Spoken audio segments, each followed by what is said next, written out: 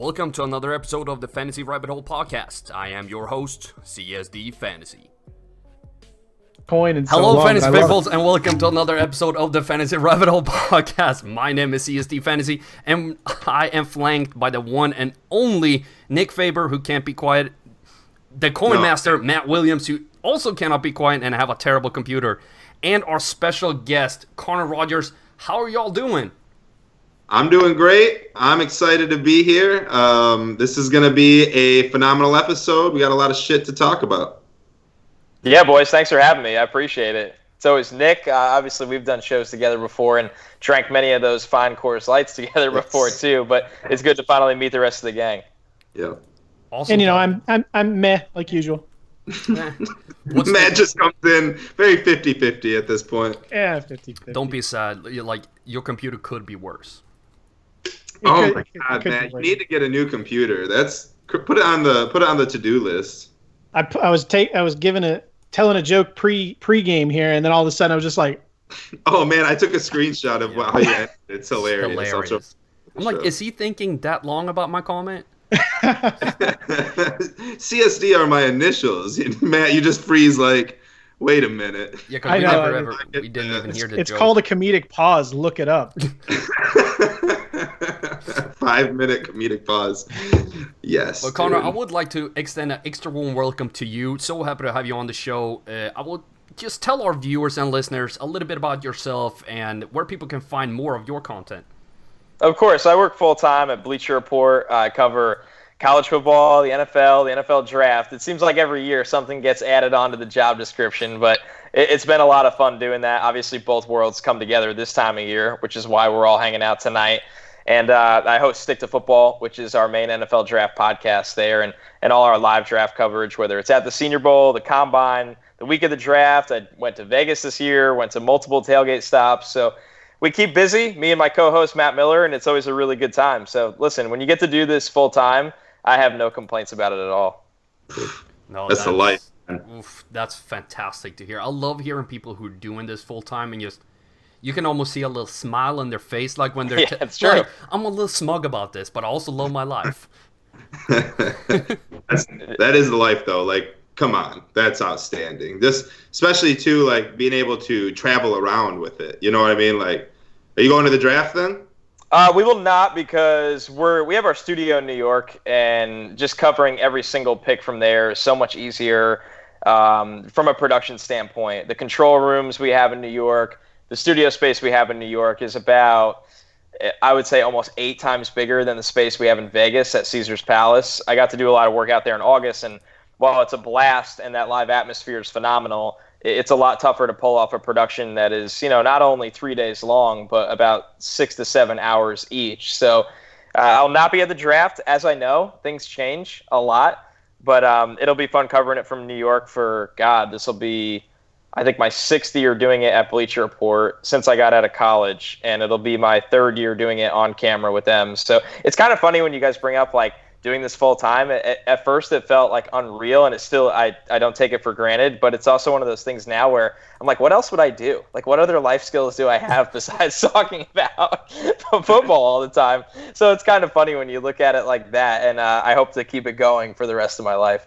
That's awesome. Oh, that's so it's kind of dangerous going to the draft this year. Everyone being taken around in boats. That's going to be a disaster.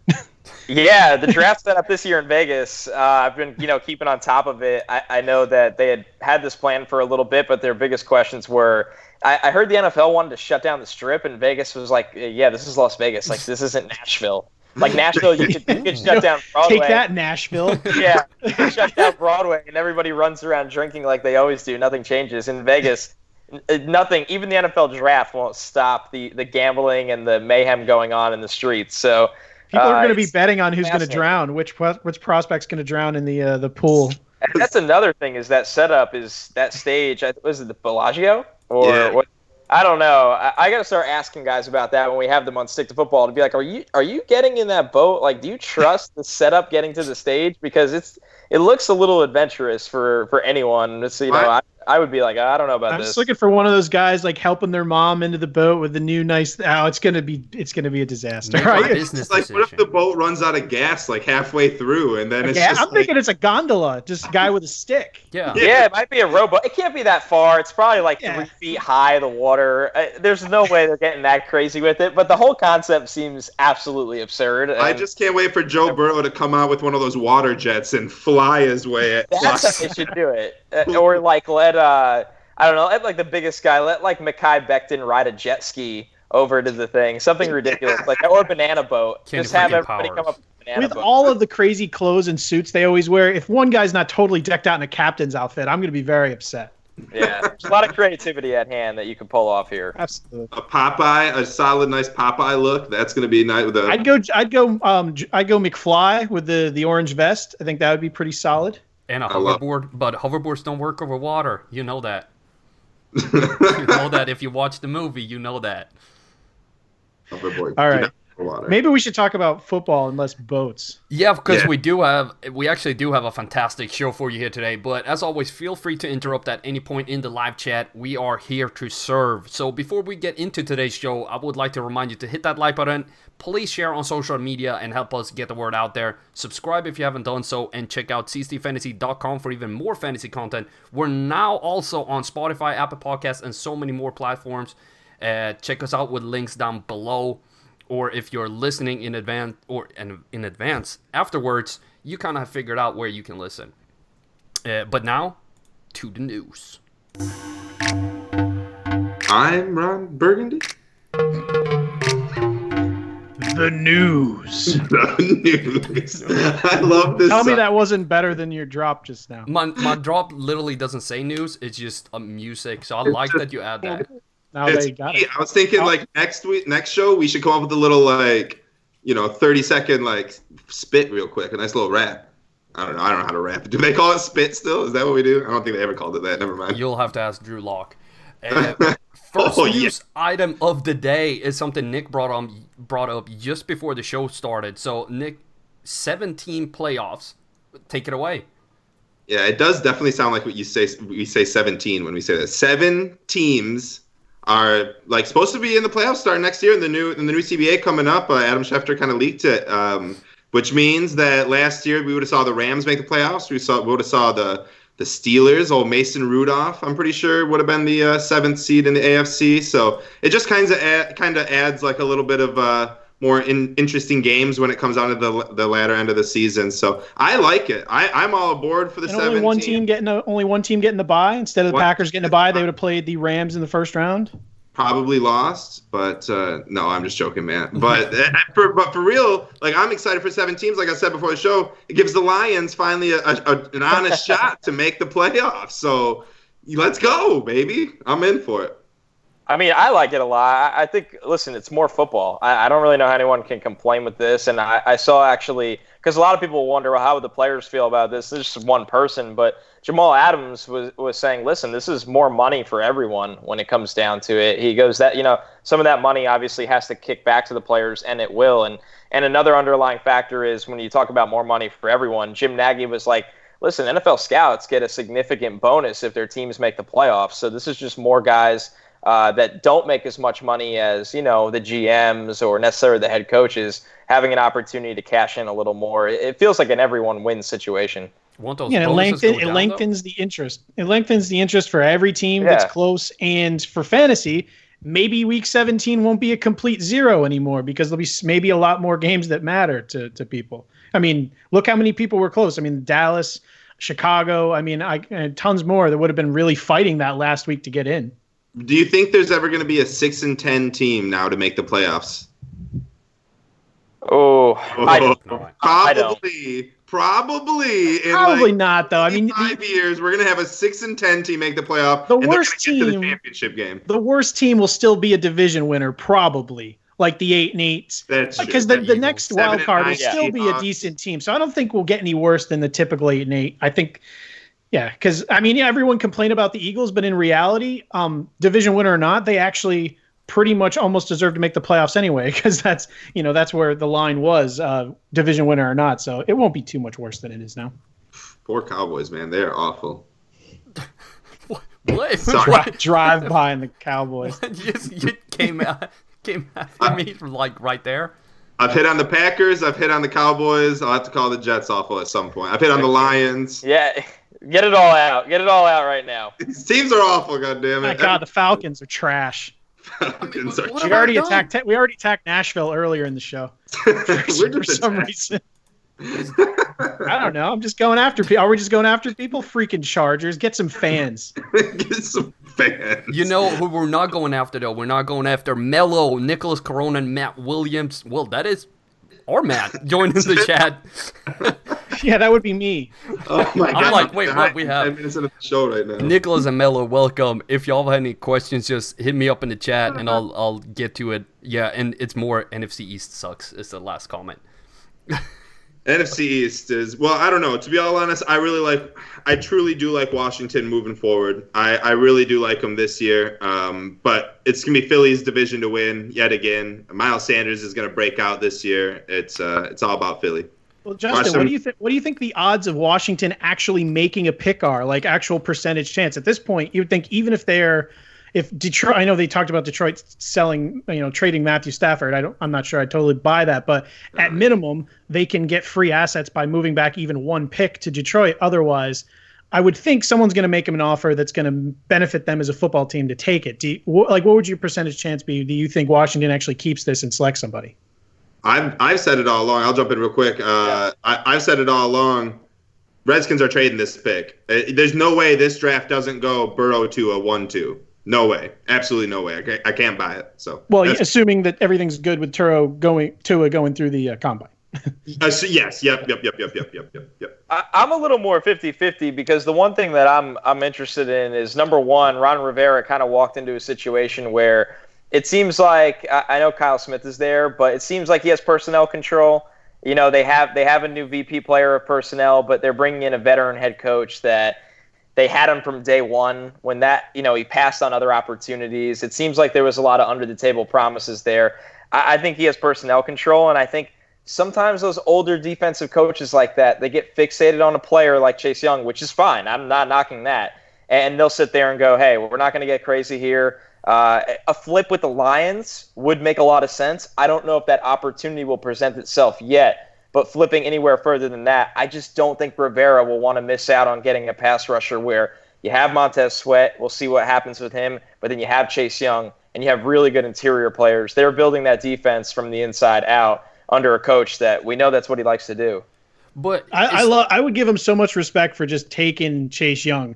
But like you said, the dream scenario would be if Detroit somehow was committed to moving on at quarterback and moved up, and then you get Chase Young anyway and just pocket a bunch of free assets. But we just seen this happen last year, though, with the Arizona Cardinals saying, like, oh, this is not my quarterback. I want my quarterback. Ron Rivera might come in and be like, hey, yeah, we got the second overall pick, and Tua was the number one guy for everybody until the Joe Burrow train started chugging along. Like, there wasn't even a question. If he goes through the combine without any issues, anything like that, is there a single chance that they just might be like, well, he fell in our lap, we're gonna go with him and take a second round pick for Haskins from whoever, like they did with Rosen? Anything can happen in the NFL, right? Anything can happen in the NFL draft for sure. So I think there's an absolute chance that Washington shocks the world and drafts Tua and plays their cards with two quarterbacks on rookie deals, and just kind of plays along with it. I don't foresee it happening, but I think there's an absolute chance for sure. Yeah, I think it'd be interesting. It'd be interesting. I mean, I don't think they'll do that just because I think the owner is very vocal about being behind Dwayne Haskins, but it is interesting when you look at it. This is a team without a second-round pick, like I said, trading up from Montez Sweat last year, and we know how talented Tua is. We've said it all along. I personally feel without the injuries, Tua is the best quarterback in this class, but you just can't discount how important those injuries are. I would say it would – if everything goes well, and let's just assume incredibly positive reports through the combine going up to the draft, I would say there's a higher percentage chance of Cincinnati drafting Tua than Washington, especially with the weird comments Burrow made about having leverage. Not that he actually has any, but stuff like it's the NFL draft. There's way stranger things happen, and the odds like that switch up constantly. Go watch the movie Draft Day. Yeah. And you'll know how crazy the draft can be.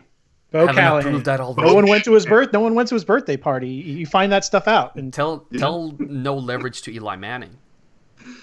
Yeah, for sure. Like anything can happen. That was actually you took that one, but you said that the owner for the Redskins had been vocal. Before we started the stream, I saw a banner on your wall corner that's from Game of Thrones, and I just want to say when an owner comes out and says something like that, there's a famous quote from Game of Thrones, and it is, "Words are wind." And yeah, that's true. You never know. It's just so much crap coming out. Like, we're behind him, and then 2 weeks later, a guy's benched. And smoke screens, Yeah.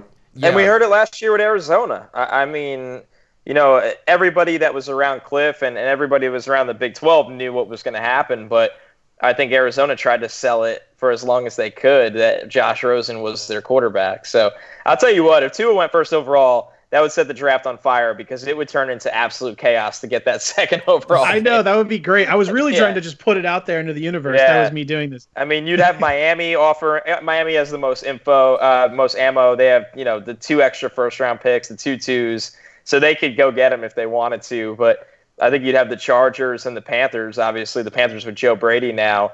It would be curious to see what kind of plays those teams would make as well. It's fun to think about it. Miami has to draft a quarterback with their first pick, right? Like they have to Herbert or Tua. That has to happen. They do. It's crazy. Like you're betting on a guy that Tua. You know what's funny, guys? Tua. What doesn't worry me is him getting back to full health. It's staying healthy. I think the hip and all of that stuff will get back to full form. I'm worried just about a re-injury. He's been hurt everywhere. I think he's had now ankle, hip, and possibly foot problems while at Alabama. That's a lot of injuries for a young guy. So I think they're betting on a guy that has an injury history, or they're betting on a guy that's Justin Herbert. And I don't know how anyone feels about Justin Herbert on this show, but betting your franchise on a guy like that it's a risky move. There's no doubt about it. That's very true. But how do you feel about later round quarterbacks living in Atlanta? There's 2 guys coming later in the draft, Jake Fromm and Jacob Eason. Eason, bigger guy. Both have fantastic touchdown interception ratios. But Eason stands in the pocket a lot for whatever reason, though he has that spin move he does, which is not too nice when you start, taking your eyes away from downfield. But holy crap, Eason's arm is just a cannon. And then Fromm, there's more intelligence, but he doesn't have the physical traits that some teams, fall in love with. He's only 6'2". That's still taller than some other guys coming into the league. So are any of those if it's a rush for Tua and Burrow for 1 and 2, and Miami is not one of those teams, or the Chargers, should they wait and skip Herbert, or what is the move there in your opinion, Connor? I mean, I definitely wouldn't fault them for doing that, honestly, because, like I said, they have 2 second-round picks. I think Fromm and Eason are both second-round guys for totally different reasons that you did a really good job expanding on. Fromm can come in and run anything you really ask him to do from board work standpoint. He's brilliant. He'll take care of the ball. The explosive plays are not going to be there. The mobility is not going to be there. So you really need to tailor an offense around him where you're asking him to execute, not make plays, if that makes sense. You're not asking him to do what we're seeing with, Deshaun Watson, Pat Mahomes, Carson Wentz when he was healthy. Even a lot of the young quarterbacks that have had struggles, they can make plays outside of the pocket, like Josh Allen, Sam Darnold, and Kyler Murray did a really good job of that this year as well. Lamar Jackson's on a different level. So I wouldn't hate it if they kicked the can down the road again. I think Dolphins fans would not like it. I think they're ready to get their guy and stick behind their guy. But I'm excited for next year with Trevor Lawrence and Justin Fields. I really am. I like those guys. I think Fields has some work to do, but after his first year starting, you see all the physical talent there. We know what Lawrence is. He's a phenomenal prospect. I think when all said and done, if those guys went 1 and 2 next year, I wouldn't be surprised. And I think I'd feel better about those guys than I would with Herbert. So they took Fromm or Eason this year, and they play them when they've seen enough of Fitz. Who knows when that's going to be? I'd be comfortable with that in round 2. I just don't think the fan base would. But using those 3 first-round picks to build a roster, because this is a team with no offensive line right now, They have no one in the backfield. Devontae Parker's a good player, but they need some depth at wide receiver. They traded their best defender in Minkah Fitzpatrick. Xavier Howard is, his court case got dropped, but the NFL could still suspend him, and they have a lot of holes, guys. It's not just get Justin Herbert. It's not just get Justin. Yeah. So if you don't, if you don't get one of the two big quarterback names, and I don't necessarily agree with that, they have to. What if they don't feel comfortable with Herbert? I think from a team building standpoint, it's better to we have all these picks. Let's get a guy in the second. Let's stock up on first round talent in the first, and then if we still suck in 2020, Trevor Lawrence, then you go for it. But what if you hit on Jake Fromm and he's just coming in and be like, yes, I am this good. I can run this offense, but you have to scheme it for me. Or Jacob Eason and he just comes in and be like, yeah, I'm just going to bomb it downfield and nothing has stopped me. I think Jake Fromm is the better pick of the two, in my opinion. I like. Yeah, me too. The more I disagree. Give me Eason, man. I actually mocked Eason going late in the first to the Patriots, who will sit on Eason for a year because they'll bring Brady back for a couple years. Eason's going to sit behind him, and he's going to be the quarterback of choice. They're going to stash him in this year because you get that fifth-year option for your quarterback in the first round, which is going away once this new CBA comes up, probably. Not official, but probably. So you're already here first. Right. I'm dropping the news. But because of that, you get an extra year on this rookie deal, and it would be just the Patriots kind of thing to go out there and draft a quarterback in the first round because no one would ever suspect it. So I think, and I do like him better than Fromm. Fromm's like Chad Pennington. I don't really want that. Just to piggyback off that real quick, I'm sorry, Connor. We have a question coming in from Nicholas Carone here because you mentioned Brady, and I wanted to go around the not horn because that's, I believe, it's copyright. I don't think we can trade that. Round the horn, come at us, ESPN. Holy shit. Getting crazy. Now I'm scared. Hey, if we get sued by ESPN, that means they're watching, which is a plus, really. Yeah, so win, really. Fair enough. That's true. I'm still waiting to have Disney come after us after our Aladdin conversation last week. Was I here? Was I even here for that? I don't know. I sang something. The question from Nicholas Carone is, do we think Brady is staying with the Patriots? I believe he is. I don't necessarily think that it's good for either the franchise or the player to move on. Matt, what do you think? Yeah, if I had to pick, I'd say he's coming back. Which, if he does come back, I actually disagree with Nick. If you're bringing him back to attempt to run it back one more time, which I think wasting a first-round pick, if you're going that route and giving him all that money, you're going to want to invest that first-round pick in talent. I get the idea, especially with you're saying with the player option, but I think if they moved on from him and they brought in another veteran like Philip Rivers or whatever, any of the other random guys that are available, just for a stopgap, then I could see them maybe going that route. But if they're going to bring Brady back of all people, I don't think it's going to be to try to kind of throw away a first round pick. So yeah, I would bet on him coming back, and if that happens, I would bet on him not going the quarterback route early. Sign Austin Hooper. Yeah, that would be cool. The question I have, guys, is what are the landing spots for Brady? Like after Vegas, you sit there and you go, man, there's not a lot of places for him to go play because a lot of these teams want rookies. I mean, the Chargers want a quarterback, the Dolphins want a quarterback, and we know that the Bengals are going to take a quarterback. So I know it's crazy to sit here and say Tom Brady has nowhere to play, but like after New England and Vegas and maybe the Chargers, but not even feeling good about that, I don't see any other spots. There is one spot that would be good for him because their offensive line is fantastic, and it would be disgusting, but the Colts. I just don't think he'll do it. No, I don't think so. Yeah, but I know you're right, though. You're right. That would be the thing ideal. Is, like, what you think? If he's altering his legacy of being only Patriots, it'll be to go somewhere where he legitimately thinks he's going to win a Super Bowl. And I don't think that landing spot even exists among the other places we even talked about. I think the Chargers are arguably his best bet with the defense maybe coming back healthy. But I don't like any of it, really. Shaky line. He's going to get destroyed by that line. Yeah, he's not leaving New England to go get sacked a career high amount of times. Yeah, no. Because even Vegas still, that's another problem. He managed to stay healthy for a long time, and then let me when I'm my oldest go to the team that gives up that many. No, that just seems. What team is the Patriot way, though, baby? If it's not the Patriots, he's going to want to go to the Patriots 2.0, right?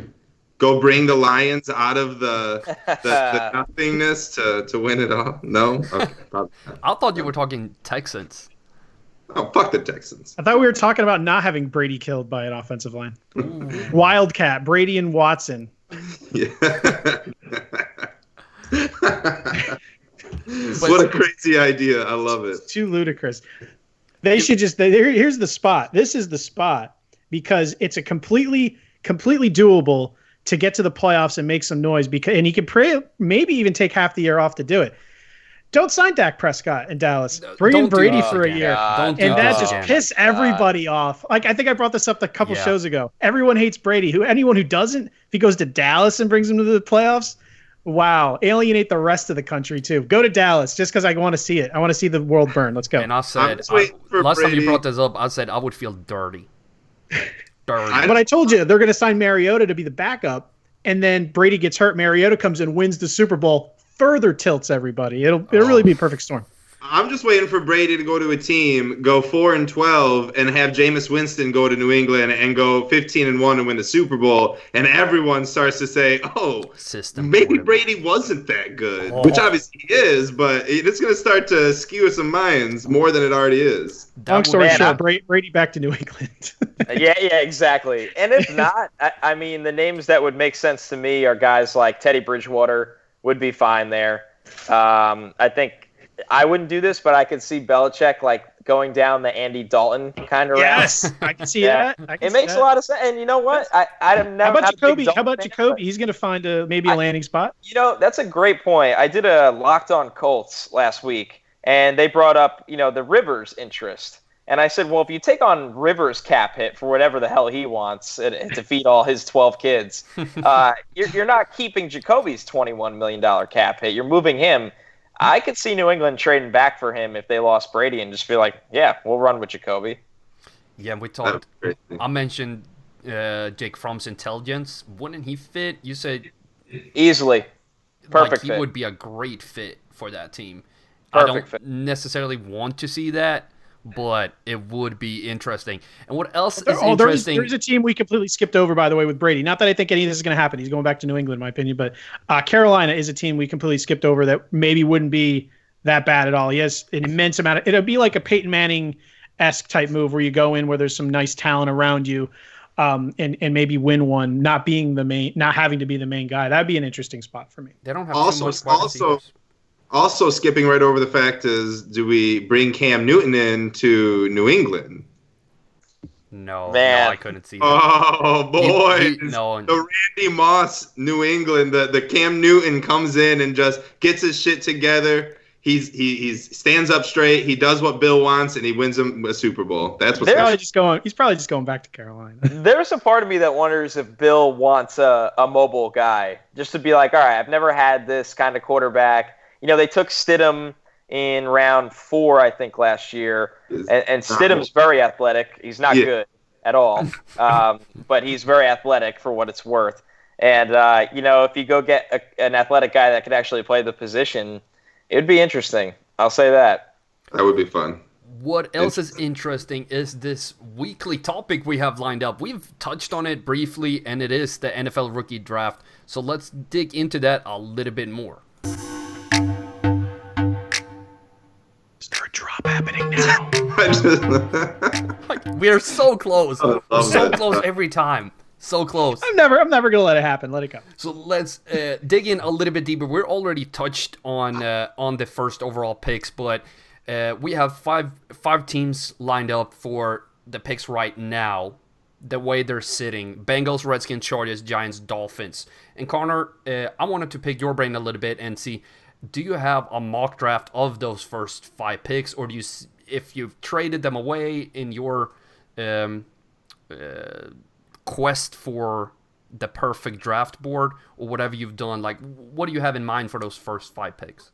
Yeah, so we've been doing one every week at Bleacher Report on Stick to Football with no trades. We said we'll do the trades after the Combine just to kind of add a new layer to it every time. Sometimes we add the second round. right now we're doing no trades. And it kind of falls the same way every time, guys, in the top 5. It goes, Burrow to Cincinnati. No one's going to be surprised there. Chase Young to Washington. No surprise there. Now, unlike Nick, I'm not convinced right now the Lions are going to move on from Stafford for Tua, so I have Okudah there at 3. And I think Patricia's someone who is obsessed with running the defense through a number 1 corner, which I like, to be honest with you.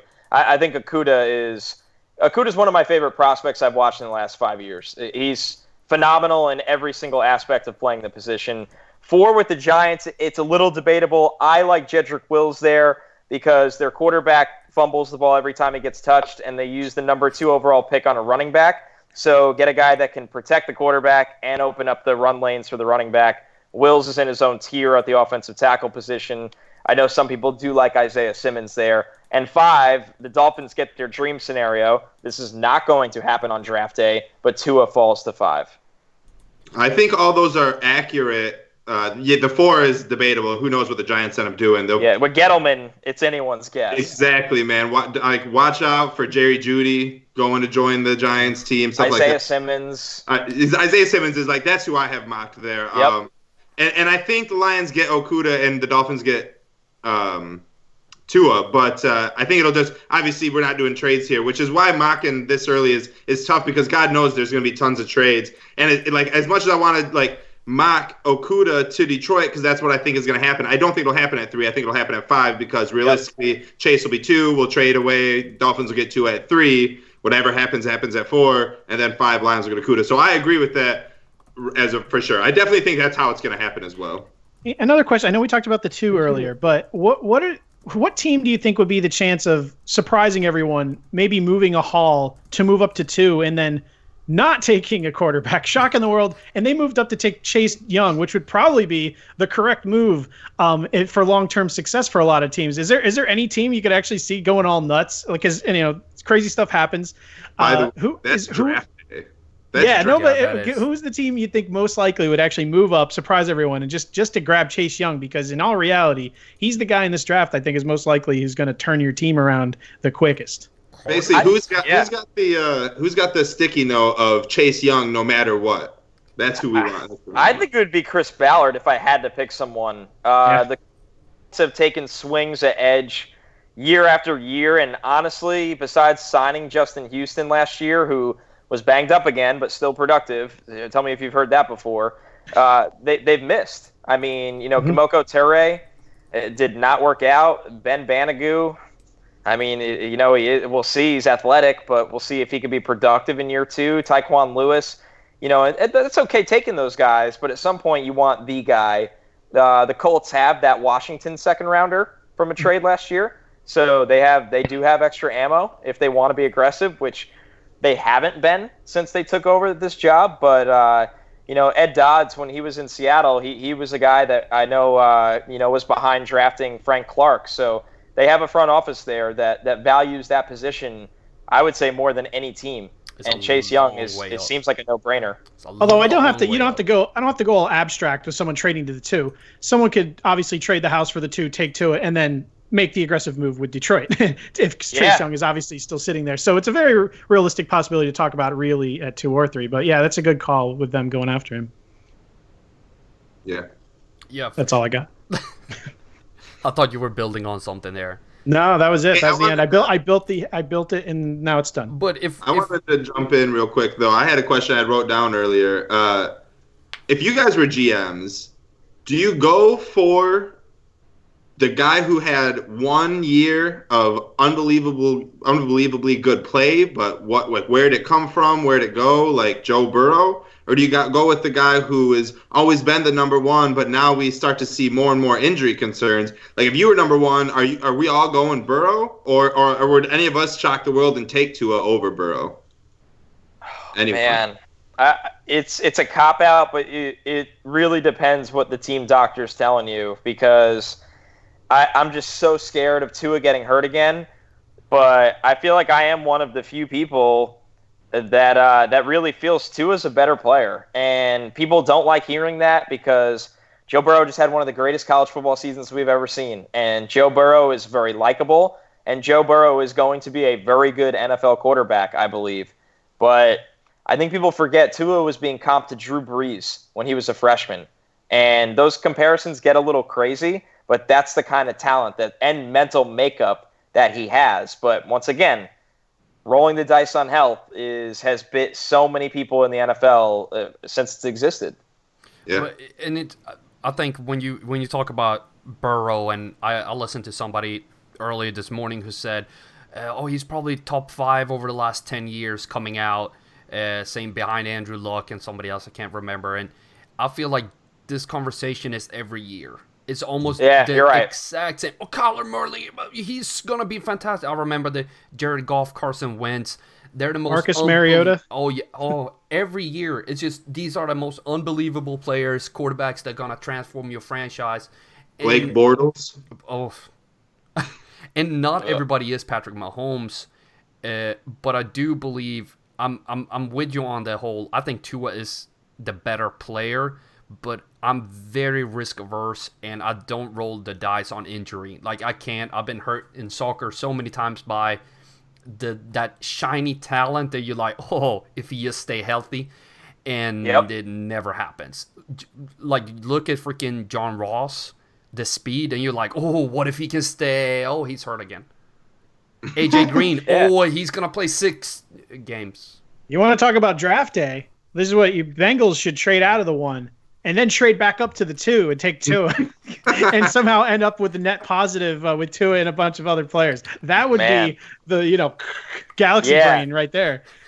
Whoever the hell is making the picks over there in Cincinnati would surprise a lot of people because they got like 2 scouts and no GM. So, but after listening to this show, there's going to be like offer letters in Matt's inbox coming from the Bengals. Bill O'Brien's listening like, this is some great stuff. What should I do? Oh, I have no draft picks. Oh. Fucking Texans, man, they don't know what they're doing. I'm sorry. But so if we just play with the idea and just assume that Burrow goes to the Bengals, what can we expect from the pass catchers and Joe Mixon on the Bengals for just 2020? If we're looking at it from a fantasy perspective, like how big of an impact would he have on that team?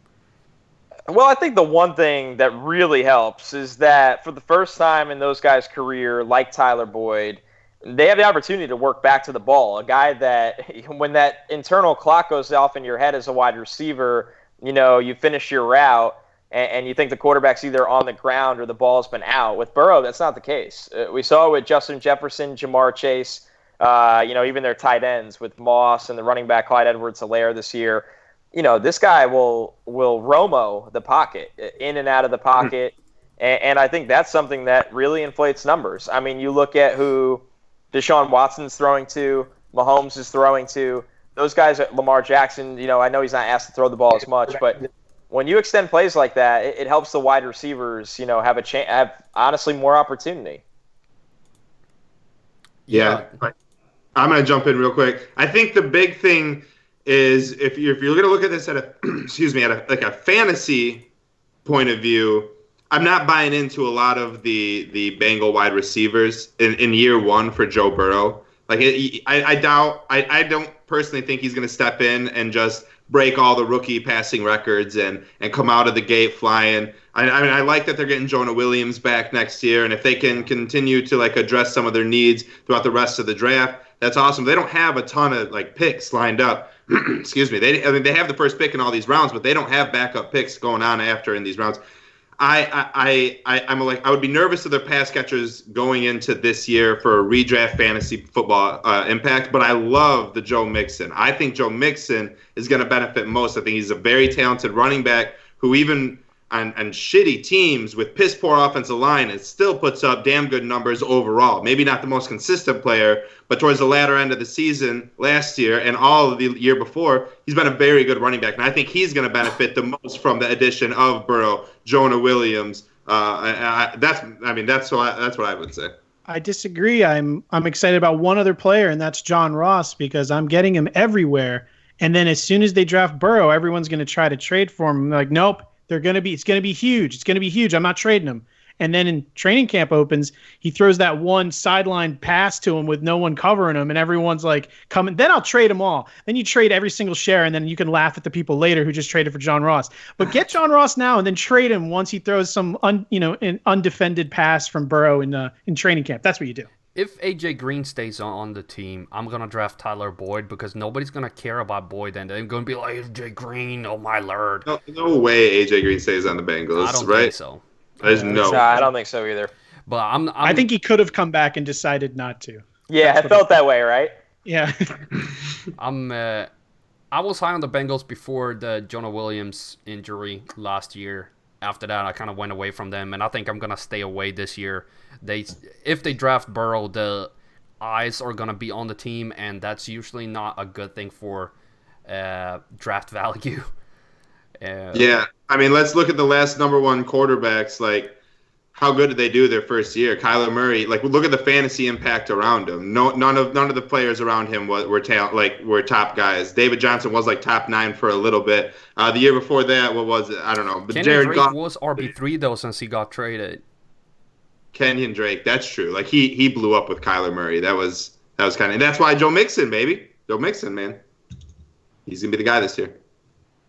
Yeah, I'm with you. I'd buy into the running back. Buying into Burrow himself from a stats standpoint is definitely risky. I think I'm curious to see also what Zach Taylor wants to do on an offense that is free of.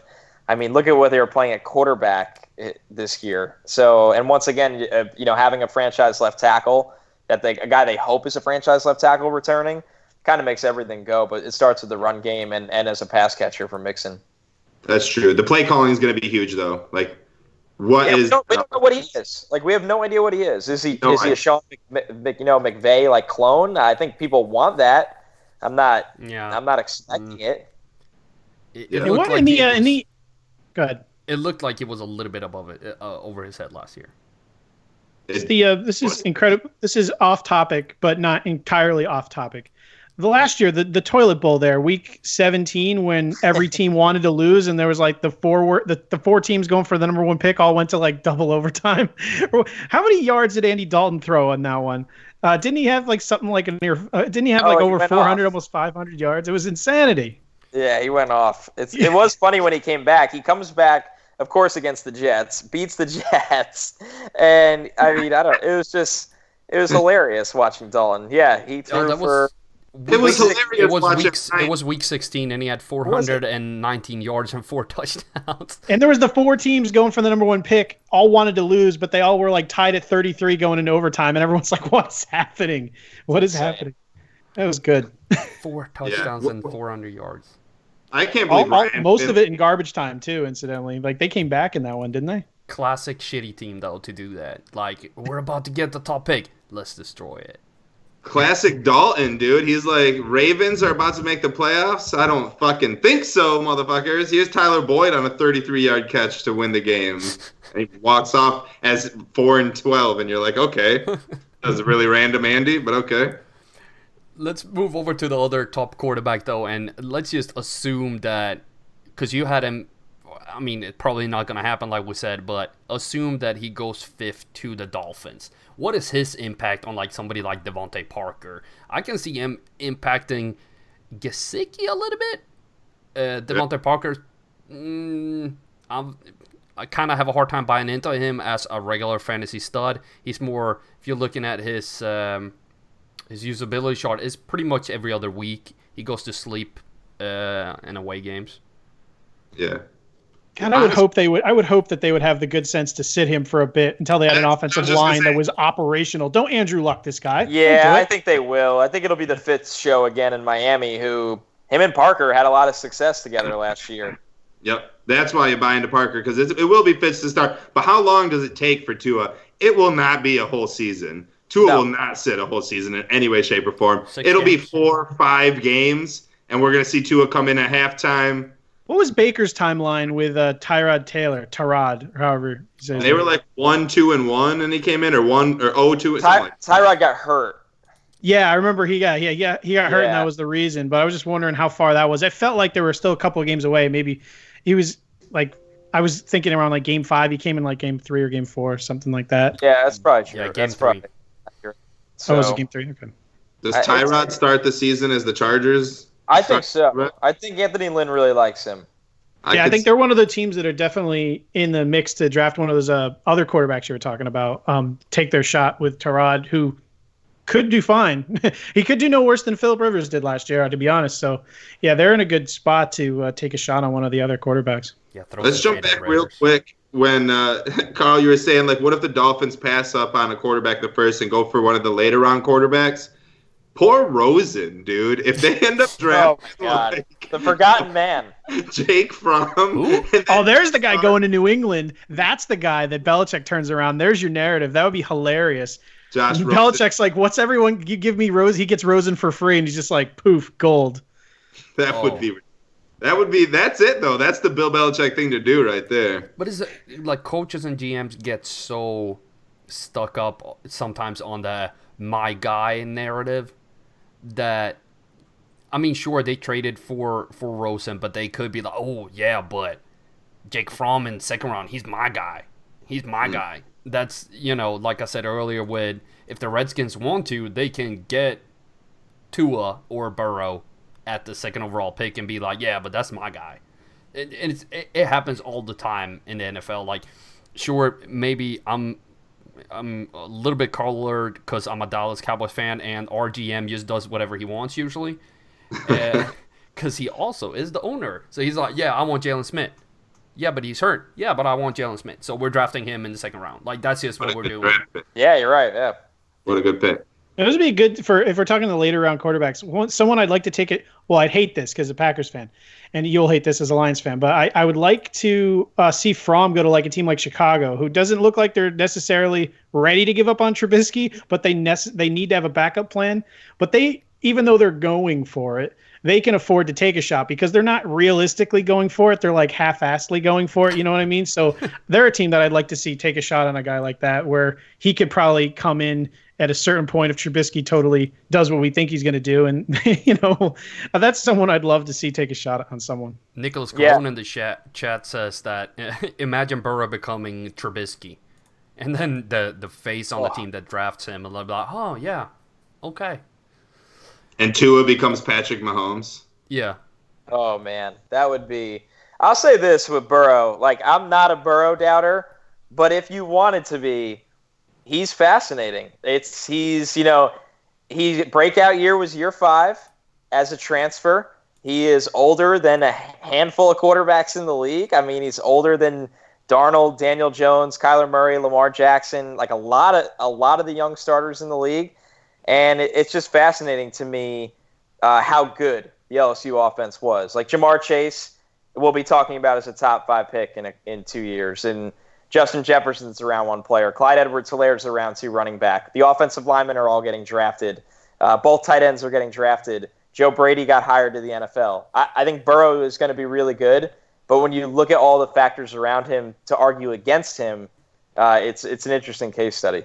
I'd like that to bring up Justin Jefferson. Now, I would like to, before we get off, we have about 10 minutes, to switch focus a little bit and talk about wide receivers, because there's so many of them. And I have for Justin Jefferson, just because you mentioned him, I got him that he's tall, he can line up in the slot, though, and fantastic with dealing with, like, crowded spaces, but doesn't really have the elite speed. But there's so many, like, Michael Pittman, Brandon Ayuk, I can't even pronouse that, Laviska Shenault. Laviska Shenault, yep. Almost like the car Renault. T. Higgins, I only think of Tim Higgins. C.D. Lamb, Henry Ruggs, and Jerry Jeudy. These are the guys that have been sticking out to me. Rager? How'd you say his name? Jalen Rager? I say Rieger. But, yeah. I'm, again, Packers fan, so I'm selfishly keeping my eye on him because I see him ending up on our team quite a bit. So I'm like laser focused on him. We're at the point in the NFL draft process where people are starting to put some crazy names of wide receiver 1. I saw Peoples-Jones for wide receiver 1. I've seen just some pretty crazy takes. There's a lot of good wide receivers this year, and everyone watches their own film, and then they all sit there and they got 1 or 2 games of all 22, and they're like, I know what's going on, and then you see some crazy takes, and I love it. I'm all here. I saw something earlier today. One of the draft experts tweeted out they thought that like 25 to 30 wide receivers would be going in like the first two rounds. Mel Kiper said that. What was that?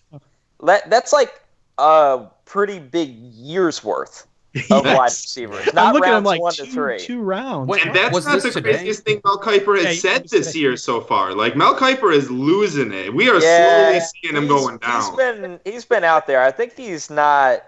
I don't know. I don't like. I feel like he misspoke on the wide receivers thing, but you don't get to defend yourself on the internet when you're not on the internet. True. Connor, does Bleacher Report? You said you guys do like a live broadcast through the draft. Yeah, we'll cover rounds 1, 2, 3, 4, and 5 at a minimum, all live, every pick. But I have a feeling this year we'll do all 7 of them. That's just to make sure anyone watching who doesn't want to listen to Mel Kiper ramble on for some random shit knows that they can go to Bleacher Report and watch you guys during it instead. Yeah, it's a blast. I mean, we have footage rights, so we show all the film of the players, and I think it's the best thing we do from a live production standpoint, just because it's like being on TV. I mean, it's the same kind of concept. We're just a little ahead of the picks. That's awesome. What are your like top wide receiver candidates though to land in the first round? Like, it's a deep position, but like there has to be some guys that to you stick out and that can go to teams in the first round and have, from our standpoint, a fantasy impact. Like, especially like year 2 for wide receivers, but anybody who can impact and be a top 20 receiver in year 1. I think the guy from a fantasy perspective you want to watch is whoever goes at 8 to the Cardinals now that they locked up, Humphreys at tackle. I could see them taking Jeudy at 8. Him and Kyler in that offense, you'd be looking at Jeudy going for probably, honestly, 1,208 in his first year. I think he has that kind of ability. Mm-hmm. Obviously, CeeDee Lamb is going to go in the first round. Oakland at 12 makes a lot of sense there. It really does. Oakland, Vegas, whatever we want to call it.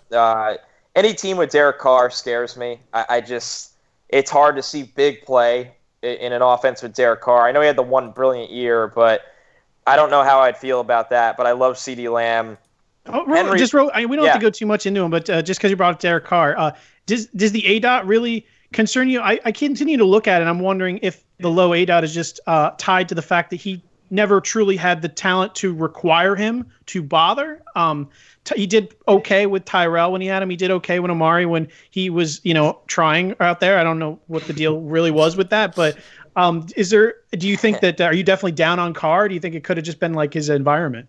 I think what scares me is I think Gruden is down on Carr. And when Gruden is down on a guy, it's over. You don't get out of the Gruden doghouse, especially as a quarterback.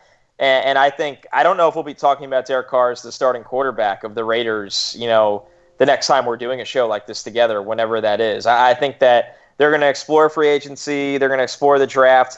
Would they be comfortable going into next year with him as the starter? Yes, but I do think he's a little risk averse. And I don't know when this happened because, like you made some really good points that it wasn't always this way. But last year it just felt like he's scared to make a mistake, and that might be under the coaching tree he's working with right now. So, gotcha. It's interesting. And then you get back to the receivers. Ruggs is going in round 1, and Ruggs is a guy where landing spot TBD could explode in the fantasy scene. I mean, you're talking about like Tyreek with the Chiefs kind of landing spot impact, but how many of those landing spots exist, guys? I mean, Green Bay, he'll never make it to us. Yeah, exactly. I want someone to break the top off. Let Devontae free. I'm a little bit worried about Ruggs though, because I mean, I haven't watched too much to be honest, but what I've read is he sometimes catches like a body catcher. Is that something to be worried about?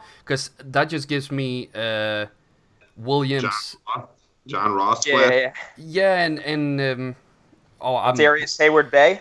Williams from the Cowboys for a bunch of years, like he couldn't catch with his hands. I'm not worried about that. I think he's a really good route runner. I think his speed is world class, and I do think his hands are adequate. So it hasn't come up for me yet, honestly. It really hasn't. I think he's somebody that the Eagles will be all over. And that would be a really good spot for him. I don't know if he makes it that far. I think the league likes him more than a guy that falls to the 20s. And then I mean, you look at this class, T. Higgins is going to go in the first round. The Bills want a big-bodied wide receiver really badly. I could see Justin Jefferson or Brandon Ayuk sneaking into the first round. It's really a crazy year, and we don't even have to go into the round 2 guys, but you brought up the Packers. KJ Hamler and Jalen Reagor have to be on their radar. They're guys that are going to be 4-3 kind of guys, and Green Bay needs a number 2 or number 3 kind of guy with that speed. That would be great. One guy before we sign off, just because this is someone that like the data and the tape people seem to be completely split on. What do you think of Tyler Johnson, who, again, obviously in the bowl game, he kind of really showed up and opened people's eyes. They weren't paying attention. But where do you think his likely areas? I know originally people thought like mid-third round. Do you think that's where he goes, or do you think someone might jump up to grab him? I think he probably goes closer to the end of the 4th round. I always fall in the middle of these arguments with analytics versus tape and all that stuff. I think he's probably a 4th round player. I don't think he's going to run very well. I can't speak to any of the concerns on the character. I haven't gotten that far yet. I'll find that out at the combine. But I think he's a really tough player, and I think he does a lot of the little things right in terms of his routes and his hands. And when you look at someone like that, there are a lot of guys in the league that stick like that, but they will not be drafted in the first 2 or 3 rounds very often in a class where 4-3 kind of speedsters are going on round 2, or Donovan Peoples-Jones is going to go round 2 or 3, and he's going to jump a 43, 44 vert. It's just he's going to the line. It's a crazy class. The only reason I asked about Tyler is I figured all these talented guys will go early, like you said. He'll end up going, like you said, in the 4th, but from a fantasy perspective, I can almost see him being one of the guys that is actually one of the more valuable people in year 1, because I think he'll just kind of step in. If a team that drafts him in an appropriate spot, he could come in and just produce, and it'll be like, everybody like, why didn't we draft this guy earlier? So I just want your thoughts on that. Well, that's how I feel about Van Jefferson from Florida, honestly. It's the same thing. He's a guy that'll probably be a 4 or 5 kind of 40 guy, and great hands, great routes, and he's tough, and he's a coach's kid, and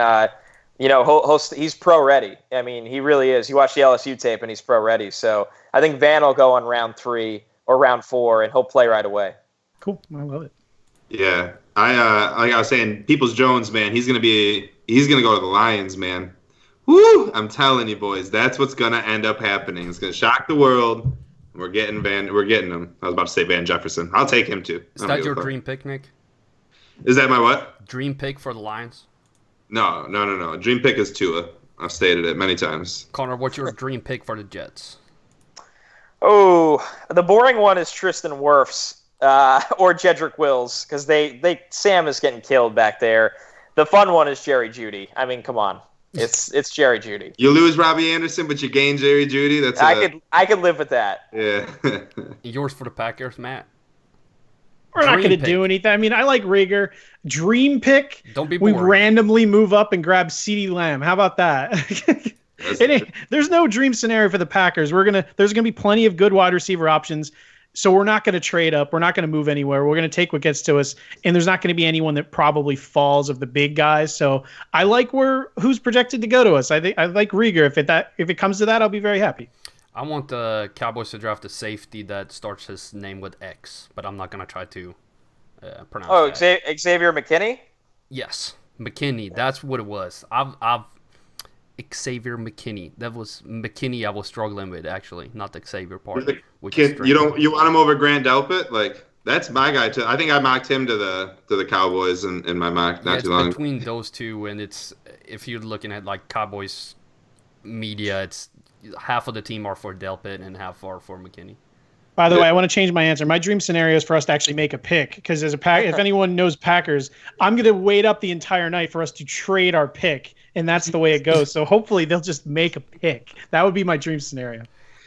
My dream scenario is going to be to thank y'all for coming here today. It's been a fantastic show. Connor, extra thank you to you for joining us here today. Of course. Before we sign off, let people know again where they can find more of you. Yeah, everything on Bleacher Report in our app. Stick to Football is the name of the podcast. Like I said, we do mock drafts every single week leading up to the draft. So if you can't get enough of all this, just head over there. And we're on YouTube, on Bleacher Report's YouTube, and all over Apple and Spotify as well. Fantastic. Nick, where can people find more of you? Hey, find me on Twitter at Nick Faber NFL. I do a plethora of podcasts, starting a Lions podcast for the Brawl Network. I just do everything. Follow me on Twitter and you'll see where I am. And Matt. You can follow me on Twitter at Matt Williams, MATTWI77IAMS, because my name is not original. I do the Daily Blitz pod with my man Nick here. Also, baseball, if you're into that. The Turn 2 podcast. Baseball season is coming. Some of you are booing right now. Some of you are cheering, but, it's coming.